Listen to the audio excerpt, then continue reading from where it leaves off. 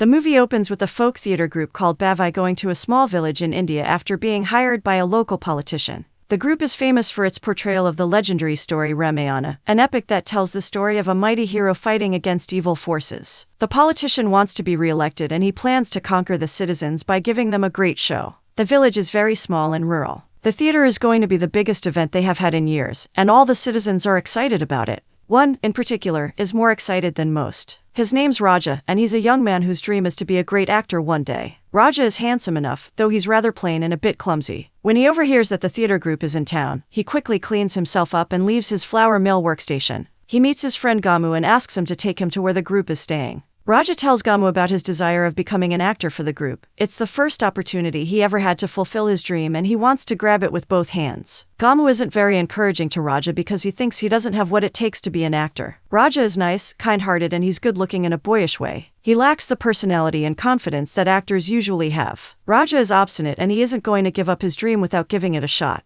When they arrive at the place the theater group is staying, they can see the stage being prepared for the first presentation. Raja is filled with excitement and experiences a flutter of anticipation. It's a mess of people and equipment as they enter the place. The theater's producer, a man named Baj, walks around the place giving orders and trying to find the main actor of the show. No one knows where he is and he starts getting worried that he's going to be a no-show. When he overhears that piece of information, Raja decides to take his chance. With a gleeful smile, he tells the man that he wants to be an actor and that he's ready to play any role. Baj looks him up and down and immediately dismisses him. Nothing makes Raja stand out and it's obvious he's a villager without experience. Raja is humiliated by Baj, who tells him that acting is not talking to himself in front of a mirror. Before Raja can say anything else in his defense, the main actor appears. Baj snippily tells him to leave and he does. Raja is disheartened, but seeing people moving around and getting ready for the play lifts his heart. It's everything he has ever wanted, and though he was rejected, he's happy that he gets to see the backstage of a play. Before he leaves for good, he follows a group of women and ends up on a patio with a view of an actress's window. She's getting ready for the play and Raja can't take his eyes off her. She's beautiful with long, dark hair and expressive eyes. Raja has to get closer to get a better look at her. Her name's Ronnie and she plays one of the main characters in the play, the wife of the hero. While Raja stares at her with a dreamy look on his face, she sees him through the mirror and freaks out. He has to run away when she comes after him screaming that he's a stalker watching her get dressed. Raja is quick on his feet and leaves before someone catches him. As for Ronnie, she's comforted by her best friend, Pyari, but most people think she's being dramatic. Ronnie has a reputation of being a drama queen and people usually ignore her antics. The owner of the theater group, an older man named Bauer, approaches Ronnie and consoles her by touching her inappropriately. She's uncomfortable with the way he touches her, but she can't say anything otherwise she might lose her job. The only person who notices her discomfort is her friend. When Bauer leaves her, she starts crying in Pyari's arms. In the evening, it's time for them to present the play. Everyone in the village is excited and waiting to watch it. Raja is also in the audience and he's amazed by everything. It's a good production and the actors are so similar to the characters that the villagers think they are real. After the play, Raja's father, who is also an important counselor in the village, is upset with Raja because he left his job earlier. Raja explains that he doesn't want to work at the flour mill, he wants to be an actor. His father thinks he's being ridiculous, and that he wasted a lot of money to give him a proper education. Raja gets tired of his father's lectures and leaves to cool his head. His father continues complaining to his brother and sister-in-law that Raja will never do anything important. Meanwhile, Bauer has a meeting with his employees and informs them that they are going to go around the village to advertise the play. The following day, the main actors are dressed up in their characters as they navigate the town offering blessings to the poor villagers. The sun is high in the sky and the actors aren't feeling very well, especially Ronnie. They can't even drink some water during their procession. Raja is there watching with Gamu and it's so inspiring that Gamu promises to feast after the procession. In the evening, Raja goes back home and complains to his sister-in-law about his father and how much he expects from him. He doesn't want to settle like his father and older brother, only because they are poor and from a small village. He has the right to dream too, and he wants to go after those dreams. His sister-in-law advises him to show his father that he's capable of doing great things. Only then his father is going to realize that he's not useless. His sister's words inspire him to go to the theater's place to look for a role again. There he meets one of the actors, Laku, and tells him that he wants to be an actor too. Laku is not as mean as the other people were with Raja, but he doesn't see any talent in Raja. He is too plain to be an actor and there are no roles open for him. Raja feels disappointed again, but he's determined to keep trying. He won't give up his dream so easily. The second part of the play happens and all the villagers are there to watch. The next morning, Raja's father uses one of the characters, Prince Rama, as an example of resilience, obedience, and duty. He wishes his son Raja would listen to him as Prince Rama listened to his father's demands. He was rewarded in the end for his obedience and devotion to duty. Raja overhears his father talking and it upsets him. He has another interpretation of the tale, and for him, it was Prince Rama's bravery that rewarded him in the end. He wants to be brave enough to go after what his heart desires. In the meantime, Ronnie complains to her friend that she's tired of the superficial adoration that comes from the people. They look at her and see the goddess Sita, but if she takes off her makeup and shows her real self, people would judge her harshly. Being an actress isn't easy and more often than not people don't take her seriously. It seems like she is the only one bothered by it, because Bawa proudly watches the offerings the villagers left for them. He eats the food from the offerings, not worried about eating something that isn't meant for him, and wakes up with a stomach ache. It's so bad that he fears he won't be able to act in the third part of the play. He plays another important character, the antagonist, and there's no one to replace him. The producer remembers Raja and suggests maybe he could be a good option. Bauer accepts to see his audition and they go after him in the village. When Raja nervously appears to see Bauer, he is asked to show his talents. At first, he's nervous and clumsy. The people watching not so covertly laugh at him.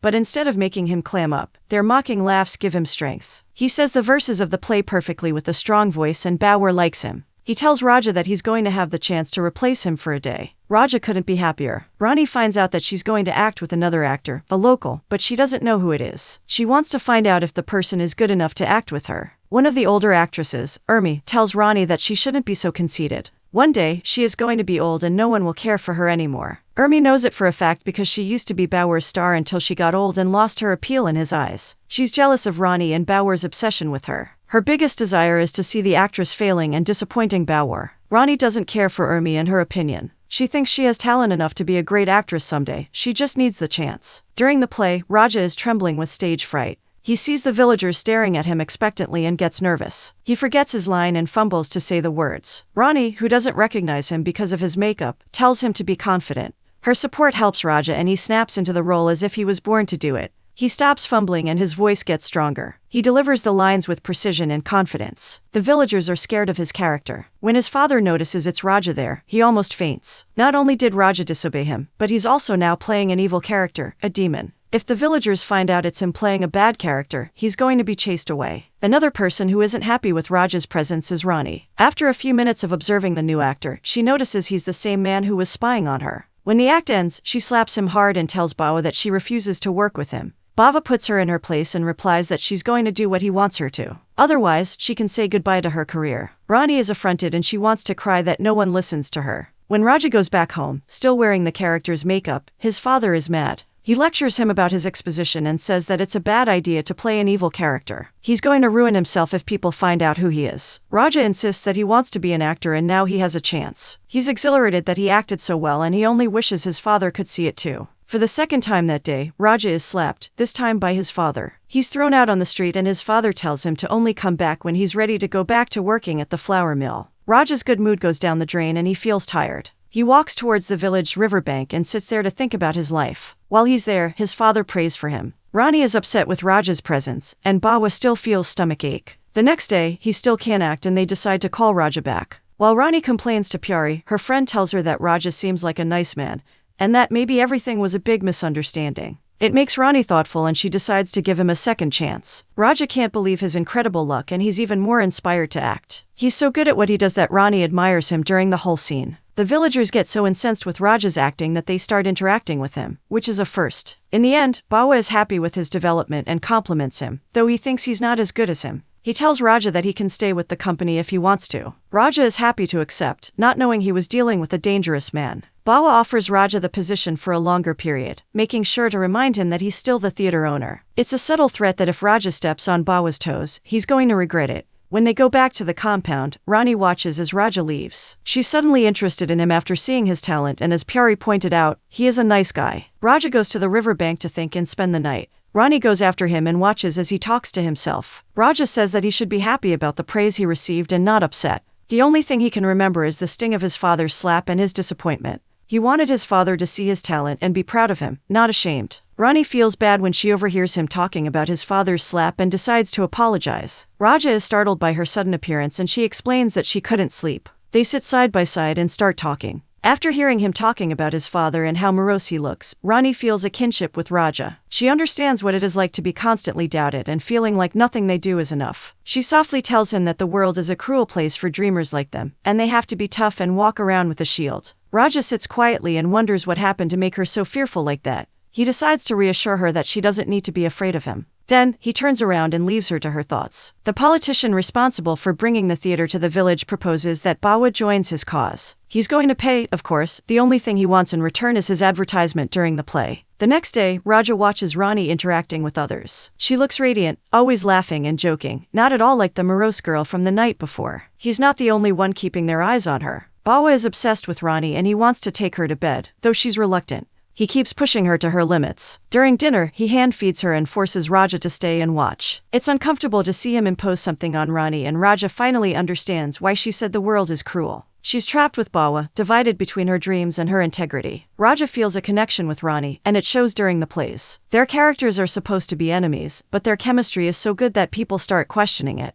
Ronnie starts liking Raja more each day, and when they talk, she feels as if he understands her. Badge notices them getting closer and he thinks it's a bad idea. If Bawa finds out, it won't be good for them. Luckily for them, Bawa's more worried about the money he's going to receive from the politician. He has no clue about Raja's proximity to his star, but everyone else starts noticing. As the days go by, the play continues to be the main topic of discussion in the village. While he walks around the village, he hears people talking about it, but what catches his attention is the way they despise his character. Like his father told him, if people found out he was playing an evil character, they wouldn't be nice about it. He meets Ronnie at the riverbank again and they talk about their dreams. She's holding a firefly in her hands and compares her life to it. She's a shiny star trapped under Bawa's cage, with no way to escape. Raja disagrees and thinks she's more than that. They talk about their wishes of becoming famous actors and that they have to work hard for it. Raja is happy with the opportunity Bawa gave him, and he thinks he's a good man. Ronnie disagrees. She tells Raja that's innocent and he doesn't know Bawa yet. He's as far from a good man as one could get.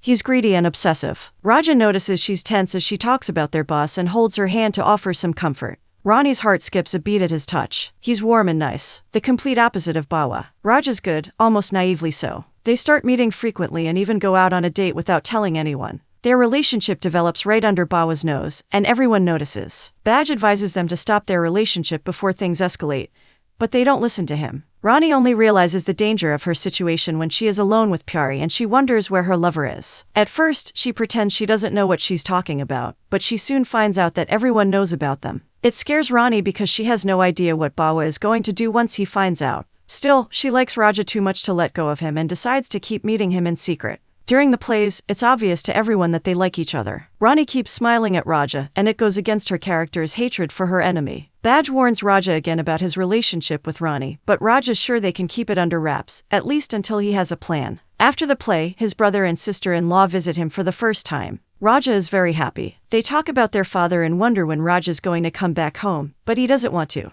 Not until he's good enough to show his father he's capable. He tells them that he wants to go to Mumbai and become an actor. As he says that, Ronnie passes under his window and overhears. He sees her and smiles softly at her, reassuring her that she's included in his plans. Meanwhile, Bawa tells Urmi that his stomach is finally better after days. She snidely tells him that he should stop worrying so much about his stomach and worry more about what is going on right under his nose. She gossips about Ronnie's relationship with Raja, but Bawa's doubtful. He accuses her of being jealous of Ronnie and trying to ruin her. He humiliates Urmi, breaking her heart in the process because she likes him. There's nothing for her to do to make him see that Ronnie isn't the perfect girl he thinks. It's time for Raja to put his plan into action. He goes after Gamu and borrows some money for him to buy bus tickets for him and Ronnie. He's going to take her to Mumbai to fulfill her dreams. Later on, while on the line to receive their payment, Raja covertly tells Ronnie about his plan. He tells her that he wants to make her dreams come true, but she needs to come with him. They finally admit that there's something worth pursuing between them, but if they stay there, they will never be able to do it. Ronnie is nervous, but she's also excited. That ticket is the ticket to her freedom, and she's happy to do it with Raja. While they are talking, Bawa finally notices there's something between them, and he wants to know what. During the play, Bawa goes back to playing another character, and in one of the lines, he tells Raja that he knows he's thinking of sin, and if he does, there's going to be war. Though they are dressed in their characters, it feels like a treat to Raja. Urmi also tells Ronnie to not spit on the hand that fed her, and implies that she knows about her relationship with Raja. Things aren't looking good for them. Back in the play, Raja tells Ronnie, in their characters, that he's going to fight for her no matter what. She understands his hidden meaning and it calms her heart a bit. The following day, Bawa decides to question Badge about the couple and Badge tries to pretend he knows nothing. He's saved by the politician who has come to propose Bawa. Ronnie and Raja talk alone about their relationship and she's worried. Everyone seems against them being together, even their friends. Raja reassures her that their plan is good and it's going to work out. She only needs to meet him at the bus station after the play and they are going to Mumbai together. Ronnie agrees. She can't believe that part of her dream is finally going to come true. She feels lucky to have found Raja in the most unlikely of places. It's the last act of the play, the day Raja's character is going to be destroyed by the hero. Everyone is excited about it and even his father goes there to watch. Raja's older brother convinced him to come and see Raja's talent for himself. During the play, Baj finds out that Ronnie is missing and it sends alerts in his mind. He doesn't want anything bad to happen to them. They are young and full of life. The end of the play is very dramatic and full of practical effects. It's a beautiful production that awes people. After it's over, Raja quickly grabs his things and leaves. In his rush, he only partly takes off his costume, leaving the mustache and makeup. The politician gives his speech while Raja's father looks for him. The actors receive a prize for their amazing acting. And Bawa finds out that neither Raja nor Ronnie is there. It's all the proof he needs to understand they are together. Urmi loves seeing his shocked face and mockingly tells him that she told him so. Bawa feels humiliated and played by them. He decides he wants to get revenge for it. During his speech, he incenses the villagers to go after Raja, mixing him up with his character, and they all go. Ronnie is waiting anxiously for Raja and he finally arrives after minutes. She notices he's still wearing the makeup because of his rush, not that it matters anymore. They are going away. She can finally taste the freedom she always wanted to have. Raja explains that he was late because he wanted to see his father one last time but he wasn't brave enough. While they are waiting for the bus that is going to take them on a new journey, the villagers go around the village looking for Raja. They are angry that he took their goddess, Sita, even after the play, and they want revenge. They carry torches and invade houses looking for him. While Raja is talking to Ronnie, someone throws a stone at him and it hits his head. After that, the villagers, the same people Raja grew up knowing, descend on him without mercy. They violently attack him, thinking he's his character, especially with the mustache and makeup. Ronnie tries stopping them but it's pointless. They hit him until he can't move anymore. It's only when everything is quiet, including Raja, that they realize what they did. Someone takes off his mustache and they realize he's only an actor. Raja's father rushes to the scene and falls to his knees at the sight of his poor son, his body battered and bruised. As he weeps, he blames the tragedy on jealousy and intolerance. Bawa, who had succumbed to his obsession with Ronnie, stands nearby, unable to reconcile the magnitude of his actions. Meanwhile, Ronnie is inconsolable, watching in horror as the man she loved was mercilessly beaten, unable to intervene. In the end, Raja's kind and optimistic spirit proved too fragile for the brutality of the world he lived in, and he was taken from them far too soon.